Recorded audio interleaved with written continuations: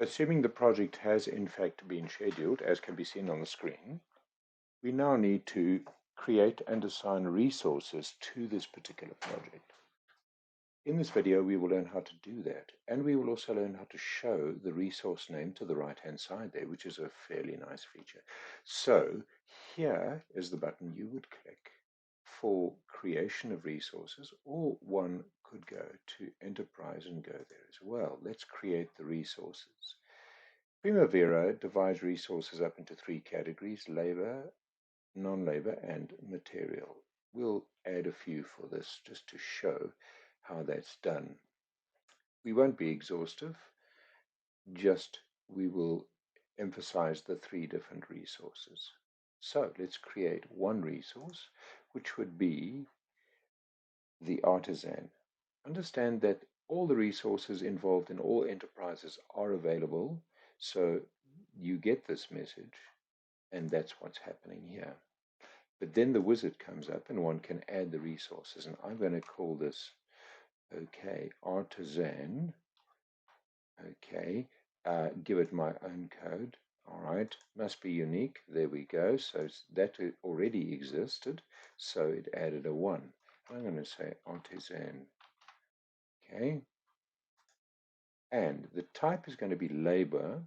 I'm not given a unit of measure for labor because the standard unit of measure is in fact hours multiplied by the rate. Price per unit would be, let's say the artisan is at 150 per hour. It's reminding us here that units of time 8 hours per day. You can enter other details like phone call and so forth. Roles will be covered in a future video. Resource calendar defaults the existing calendar. However, one can create a personal calendar for this resource.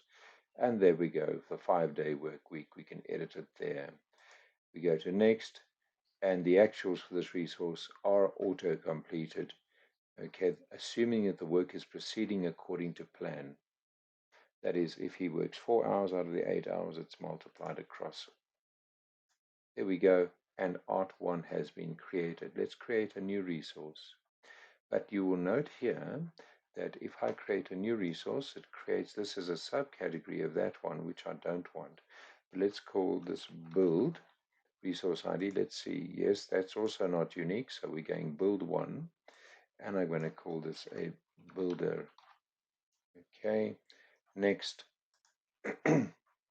Labor, next. Let's assume 150 an hour as well. Next, next, next, next, next, next, and finish. Build 1 has been created, but let me outdent build 1 so that we in fact have the builder at the same level. Now, let's just take another look at the activities and see here what kinds of activities. The builder is really just going to be someone who helps clean things and so forth. I'm going to add another resource, and that is going to be detergent. That's a material resource, plus a non-labor resource, which I will call a vacuum cleaner. All right, just for those two. Obviously, there are a lot more resources, okay, but we're just doing that for now. So let's go back to our resource list over here, and we're going to add another resource. And this I'm going to be calling vacuum, okay, and vacuum cleaner.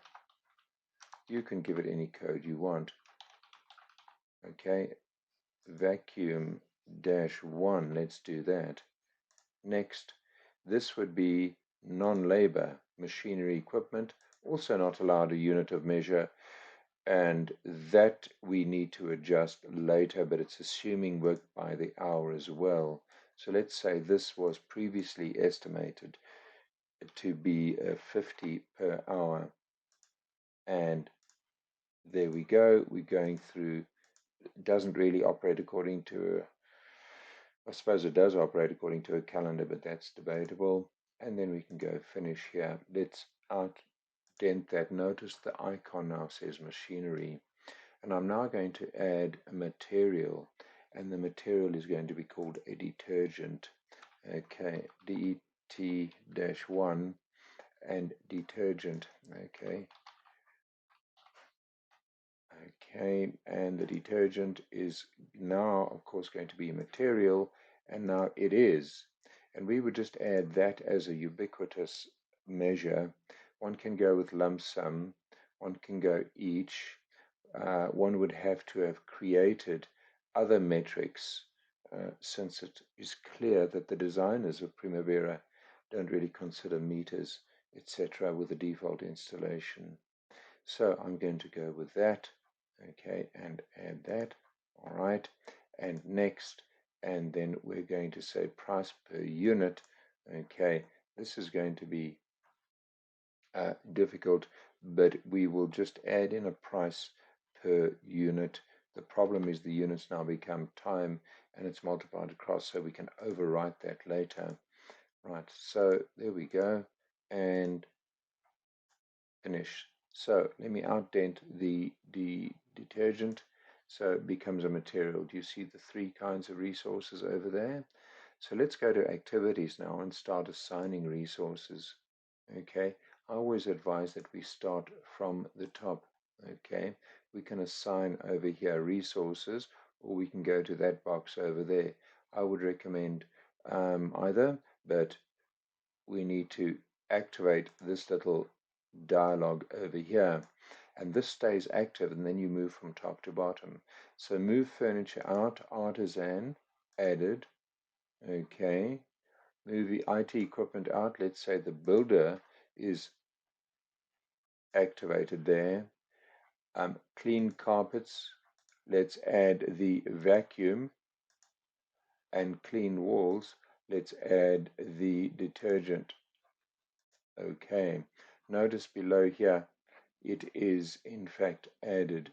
So we don't see the resources there, we see them below here in the details.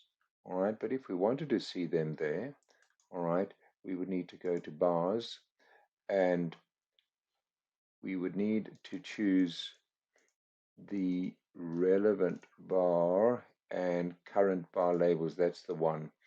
Bar labels, and currently we've got activity name, but we're going to add resource name. Okay, so we go down to resource, LMNOPQR, and resources. There we go. Added. Click on apply and OK. Notice here, artisan, builder, vacuum cleaner, detergent.